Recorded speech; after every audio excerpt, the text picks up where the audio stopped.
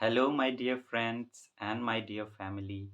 एक बिहारी सब पे भारी परिवार में यूपीएससी सिविल सर्विस एग्जामिनेशन के honest and successful exam based preparation के लिए जो हमने मैराथन क्लास शुरू की है उनके स्किल डेवलपमेंट पार्ट में मैं आपका वेलकम करता हूं। आज हम लोग ऐसे राइटिंग पर बात करेंगे। अभी ऐसे राइटिंग में हमारी एक सीरीज चल रही है, आप जानते हैं। पिछले क्लास में मैंने ऐसे एक लिया था, destiny of a nation is saved in its classrooms. मैं ऑलरेडी आपको बता चुका हूँ कि ऐसे आपको किस तरीके से लिखना होगा। उस पे मैंने कहा था कि ऐसे ही लिखना होगा, ऐसे लिखना होगा ताकि वो जो हमने टारगेट सेट किया है कि ऐसे का मैक्सिमम स्कोर जो यूपीएससी दे सकता है वो अचीव किया जा सके। मैंने आपको बताया था कि मैक्सिमम स्कोर आप 180 अचीव कर सकते हैं और ऐसे बड़ा स्कोरिंग पेपर है। जो भी टॉपर्स होंगे उनके जो मार्क्स होते हैं ऐसे में वो 130 टू 140 के आसपास होते हैं। लेकिन यहाँ एक एक मार्क का इम्पोर्टेंस है। अगर आप कुछ यूनिक करेंगे, यूनिक तरीके से थोड़ा एक्स्ट्रा मेहनत इसमें करेंगे आप, तो आप वहाँ तक जा सकते हैं और वही आपके रैंकिंग को बहुत बेहतर करेगा। हमने ये ऐसे लिया है, मैंने आपको बताया था कि हम शुरुआत पहले थोड़े से हल्के ऐसे से करेंगे और धीरे-धीरे, धीरे-धीरे फिर हार्ड किस्म के जो एसेज़ होते हैं, जो यूपीएससी पूछता है, वो आपके सामने मैं लेके आऊँगा, उस पर बातें करूँगा ताकि वो जो सिनेरियो है वो सेट हो सके कि यूपीएससी कैसे समय के साथ आगे बढ़ा है और वो किस तरीके से क्वेश्चन सेट कर। ये भी यूपीएससी का ही पूछा गया है 2017 में, तो पिछले कुछ 5-6 साल के क्वेश्चंस लेकर हम लोग ऐसे बातें करेंगे। इसी में मैंने पिछले क्लास में रफ वर्क शुरू किया था। मैंने आपसे स्ट्रक्चर में कहा था कि रफ वर्क मेन पार्ट है ऐसे राइटिंग का, उसके बिना आप नहीं कर सकते। और रफ वर्क का भी सबसे इम्पोर्टेंट जो पार्ट है कि आप डायमेंशंस क्या यूज़ करते हैं। मैंने आपको 25-30 डायमेंशंस दिए थे शुरू में, जिस बेस पर आप ऐसे राइटिंग कर सकते हैं।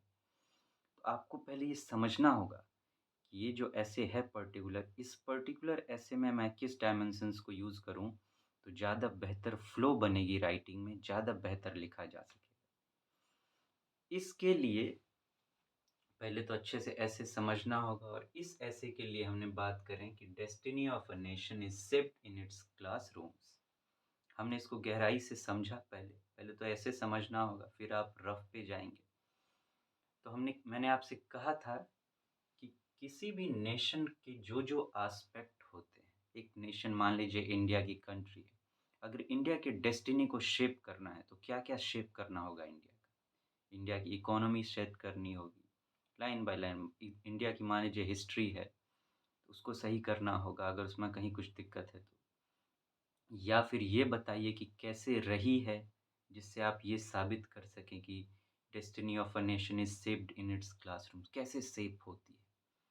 तो आप हिस्ट्री में इस एंगल से देखिए, सोशल एंगल से देखिए, पॉलिटिकल एंगल से देखिए, कल्चरल एंगल से देखिए, इकोनॉमिकल एंगल से देखिए, एनवायरनमेंटल एंगल से देखिए, यही तो एस्पेक्ट होते हैं नेशन के।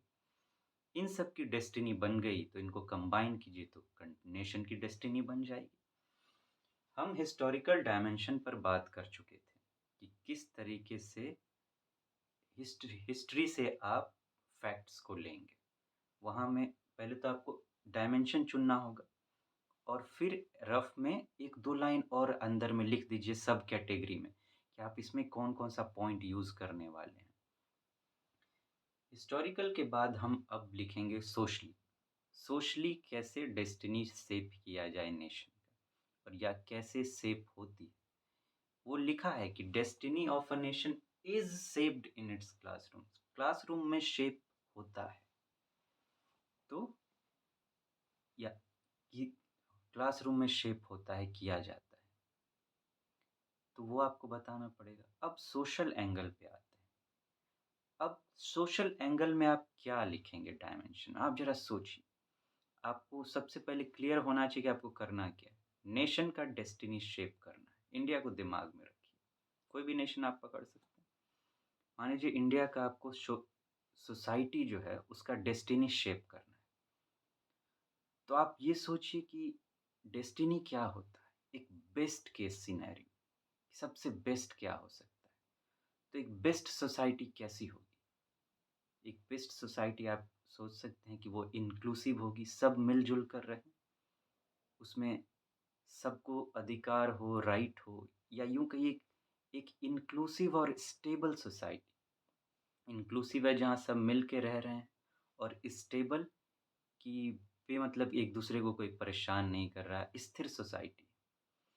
इस बेस पर इस 2 एंगल पर आप इसमें पॉइंट डाल सकते हैं कि क्लासरूम कैसे ये 2 चीज़ करके देगा। इंक्लूसिव सोसाइटी का निर्माण कैसे करेगा, कैसे क्रिएट करेगा इंक्लूसिव सोसाइटी को, और स्टेबल कैसे करेगा सोसाइटी को क्लासरूम। इसको आप इस तरीके से लिखेंगे आगे जाके। हम लोग तो लिखेंगे ही, धीरे-धीरे अभी डायमेंशन पर चल रहे हैं। तो इस तरह से आप 1-2 उसमें डाल दीजिए कि इस लाइन पर हमें लिखना है कि क्लासरूम में मान लीजिए वैल्यूज़ दिए जाते हैं। तो वैल्यूएबल इंसान होंगे, वैल्यू बेस्ड होंगे, गुणी होंगे, तो आगे जाकर मिल-जुल कर रहेंगे। अब डायमेंशन में ये रफ में बहुत ज़्यादा नहीं लिखना है आपको, बस 1-2 लाइन लिख देना है, 1 आध पॉइंट लिख देना है, बाद में उसको जाके इलैबोरेट करना है आगे जाके, जब हम लोग लिखना शुरू करें। फिर मान लीजिए स्टेबल सोसाइटी पे, तो मैंने कहा कि उसके लिए इंक्लूसिव सोसाइटी के लिए, तो क्लासरूम में वैल्यूज़ दिए जाते हैं, अच्छे-अच्छे वर्च्यूज़ सिखाए जाते हैं, गुण सिखाए जाते हैं। ये लोग जब आपस में आगे जाके मिलेंगे, सोसाइटी में रहेंगे, तो आपस में अच्छी चीज़ें ही बाँटेंगे क्योंकि क्लासरूम में ये सिखाई गई है। शुरू से यही सीखते आ रहे हैं, उसे प्रैक्टिस किया है। स्टेबल सोसाइटी, अब बताइए सोसाइटी को स्टेबल रखने के लिए किस चीज़ की ज़रूरत है? तो अब अगर कुछ गलत हो रहा है तो उसके लिए एडमिनिस्ट्रेशन की ज़रूरत है कि सोसाइटी को वो अच्छे से देखें, कुछ गलत ना हो जाए। लेकिन सोसाइटी को अच्छे से एडमिनिस्ट्रेशन देख सके, इसके लिए पीपल का कोऑपरेशन बहुत ज़रूरी है।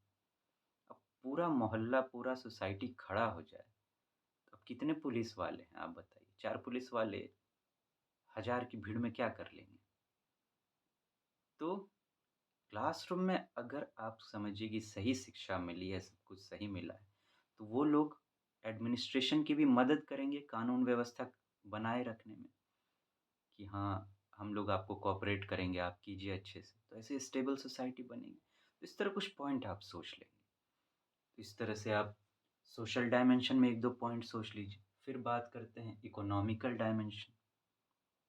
इसमें आप 1-2 पॉइंट सोच लीजिए जिस बेस पर आप लिखेंगे। आपको देखिए डायमेंशंस को ध्यान में रखकर ये दिमाग में रखना है कि मुझे एक डायमेंशन पर कितने वर्ड्स में लिखना है। आप बहुत वर्ड में नहीं जा सकते। अब जैसे यहाँ मान लीजिए 1, 2, 3, 4, 5, 6 डायमेंशन मैंने लिखे हैं। आपको क्लियर है आपको 1000 टू 1200 वर्ड्स में लिखना है। 6 डायमेंशन मैंने लिखे हैं। अगर 150 वर्ड भी आप लिखेंगे यहाँ से, तो 900 वर्ड तो यहीं हो गए। या आप 1-1 सौ वर्ड भी लिखेंगे तो 600 वर्ड यहीं हो गए। और इसके अलावा भी और भी बहुत कुछ आपको लिखना है, सिर्फ़ डायमेंशन ही नहीं। आप इंट्रोडक्शन लिखेंगे, फिर इसका सब पार्ट लिखेंगे। जो-जो मैंने बातें की थी आपको याद होगा, स्ट्रक्चर मैंने जो आपको फाइनल स्ट्रक्चर दिया था उसमें बहुत कुछ लिखना है। 300-400 वर्ड वहाँ से भी आएँगे, इसलिए आपको क्लियर रखना है। किसी भी डायमेंशन में आप डायमेंशन के हिसाब से सोच लीजिए आप कितना डायमेंशन लेके आ रहे हैं। जितना डायमेंशन आपके पास हो, उतना बेहतर है। हाँ, लेकिन इतना भी नहीं हो जाए कि फिर आपके लिए उसको लिखना मुश्किल हो जाए, वर्ड लिमिट क्रॉस हो जाए। 1000 लिख सकते हैं, तो 1000 तक ही सिमट के रहिए, क्यों एक्स्ट्रा लिखने के लिए जाएँगे? तो अब इकोनॉमिकली बात करें, यहाँ आप 1-2 पॉइंट लिख लीजिए। अब इकोनॉमी का आपको डेस्टिनी सेव करना है, मान लीजिए इंडिया के इकोनॉमी का मान लीजिए डेस्टिनी सेव करना है, तो कैसे सेव होगा? कैसे एक बहुत अच्छा इकोनॉमी बनाया जा सकेगा? आप इकोनॉमी को सोचिए, क्या आप सोचेंगे वहाँ क्या होना चाहिए? गरीबी नहीं होनी चाहिए, या फिर अगर गरीबी है, तो उससे बाहर निकालने का उपाय किया जाना चाहिए लोगों को। तो पॉवर्टी की बात की जाती है। मान लीजिए पॉवर्टी, आप एक पॉइंट पॉवर्टी ले लेते हैं इकोनॉमी। अब क्लासरूम कैसे लोगों को इस पॉवर्टी से बाहर निकालेगा, या कैसे वो रास्ता बताएगा? अब कहा जाता है education is the greatest tool जीवन में सक्सेस के लिए, या फिर आप यूँ कहिए अपने लिविंग स्टैंडर्ड ऑफ लिविंग को सुधारने के लिए। अगर लोग शिक्षित होंगे, तो कुछ अच्छे-अच्छे काम कर सकते हैं। तो क्लासरूम क्या करती है? शिक्षित ही तो करती है, इस लायक बनाए उसको। अब उस पे मत जाइए कि यहाँ की एजुकेशन सिस्टम या वहाँ की क्या है, वो अलग मैटर है। यहाँ आपको ये दिखाना होगा कि क्लासरूम कैसे स्टूडेंट को इस लायक बनाएगी कि वो पॉवर्टी से बाहर निकल पाए। फिर अब इकोनॉमी में ही कुछ होते हैं कि बड़े जो हैं, रिच जो हैं, वो रिच बने जा रहे हैं। इक्विटेबल है ही नहीं, गरीब गरीब होते जा रहे हैं। तो इन चीज़ को भी कैसे दुरुस्त किया जाए? तो ऐसा शिक्षा कि ये करप्शन वग़ैरह ये सब जो होता है, इन सब पर रोक लगे। इस तरह से क्लासरूम में शिक्षित किया जाए तो इकोनॉमी सही से बैलेंस स्थिति में चलेगी। तो 1-2 पॉइंट आप इस तरह से ले लेंगे वहाँ से। एक पॉवर्टी वाला पॉइंट ले लिया, एक ये करप्शन वाला पॉइंट ले लिया कि इक्विटेबल इकोनॉमी होनी चाहिए थोड़ी-सी, उस तरीके से होनी चाहिए, बैलेंस्ड डिस्ट्रीब्यूशन ऑफ रिसोर्सेज़ होने चाहिए। तो इस तरीके से आप इन दोनों पर ले लेंगे। फिर उसी तरह इन पर भी लेंगे। आज फ्रेंड्स टाइम जो है अपनी घड़ी दिखा रही है तो मुझे यहीं रुकना पड़ेगा। जिस तरह से हमने अभी इस पर बात की, इन पर भी बातें करेंगे और डायमेंशंस पर बात करने के बाद जो है, फिर हम आएँगे आगे। फिर आगे आएँगे और देखेंगे कि और भी क्या चीज़ें हैं, क्या मैटर्स हैं इनको लेकर और भी इनके जो पार्ट्स हैं रफ़ के, उन पर भी बातें करेंगे और फिर हम लोग फाइनली ऐसे भी लिखेंगे। तो फ्रेंड्स फिर मिलते हैं, तब तक आप अपना ध्यान रखें। Take very good care of yourself, see you soon, thank you so much, have a very and very good day. Thank you.